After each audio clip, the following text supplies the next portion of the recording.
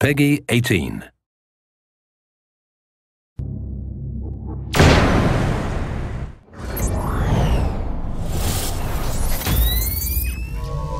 What's going on, guys? I'm Zach Cooper, your Splinter Cell community developer. We're here outside Ubisoft Toronto, and today we're going to get our hands dirty. We are going to go inside the combat of Splinter Cell.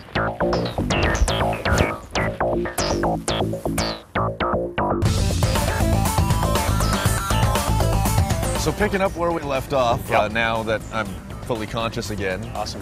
You're Kevin Secor. Yes. And you are the stuntman and the combat consultant for Splinter Cell Blacklist. So talk to me about what that means and I guess how you got involved.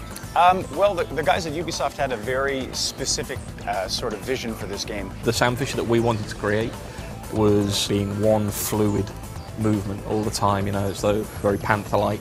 I was looking for someone that was trained in Kali and Russian Sistema and had some Krav Maga experience. So they saw some of my work, they saw the kind of movement stuff that we do in our styles, and they approached me and asked me if I'd be interested. I know there's obviously a lot of secrecy involved in your resume, but if you can talk about what I guess you can talk about, it's like 30 plus years of experience. Yeah, I mean, I've been in the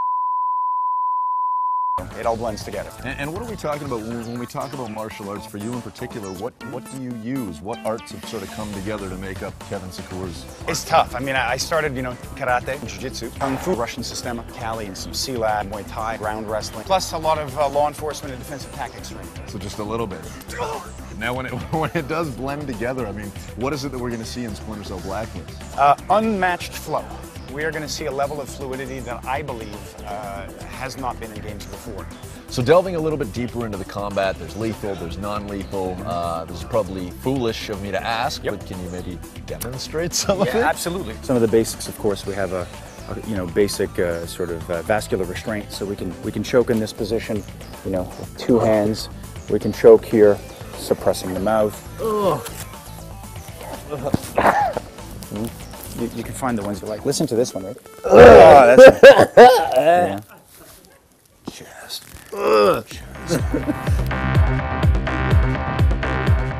From there, we get obviously into the neck break, so there's different ways of using the hands, using the forearm, even using levers in this way to break. So those are some of the basic lethal. And then we get into hits. For non-lethal, we have a number of concussive hits. We have the brain stem. We get into the sort of brachial junction, getting into antagonistic pressure with chin, shoulder hits, hitting this way, hitting this way, hitting with the forearm. So those are some of the basic ones. Few of them. Let me sort of regain some of that. It's good. Wicked. Math comes back. All right, so the knife is obviously back. That's It a is. pretty big deal. Talk to me about the karambit, I guess. Yeah, well, traditionally Sam was using more of a sort of a straight blade style weapon, which was great, but we made the movement towards a karambit. So this is a traditional karambit. It's an Indonesian blade. The distinctions of the karambit, first and foremost, is that it has this ring into which you can insert your first finger. The main reason for that is to facilitate retention.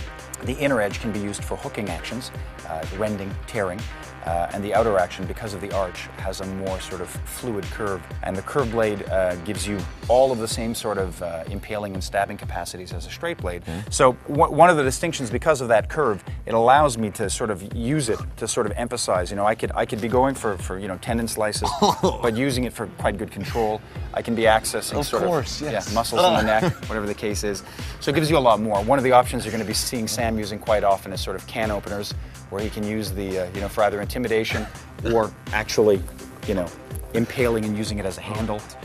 Sam is using a markedly larger than conventional size, but that's still shorter than a lot of traditional battlefield karambits, and he has a serration on the back as well, so it gives you some different options for manipulation. And this one's obviously for the mocap. This is for mocap. That's why we have the mocap markers on it, so that you can see it in operation. And it's all in keeping with this notion that Sam is like a panther.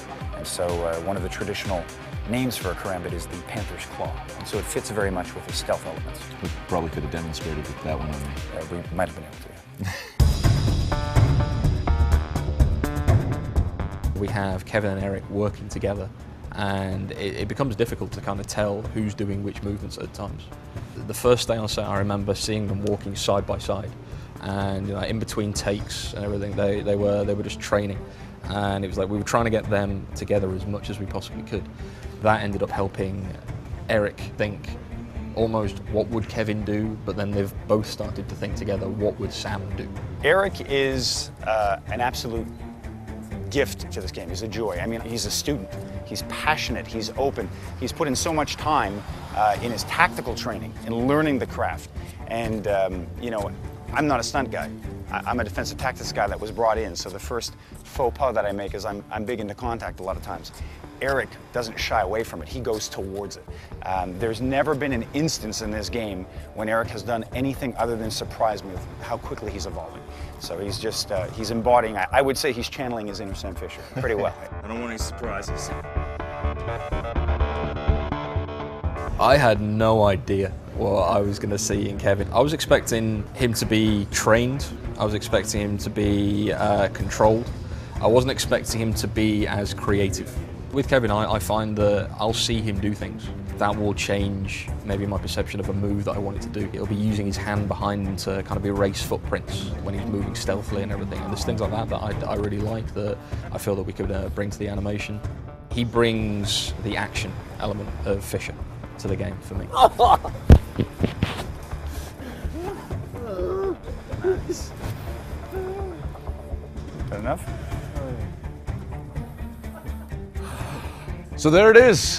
Managed to survive the day somehow. We met the man behind the combat of Splinter Cell Blacklist. Thankfully, we'll get to communicate again in the near future. Make sure you let us know what you think on our Facebook page, on our Twitter account, and on the official Ubisoft forums. Until next time. Whoa.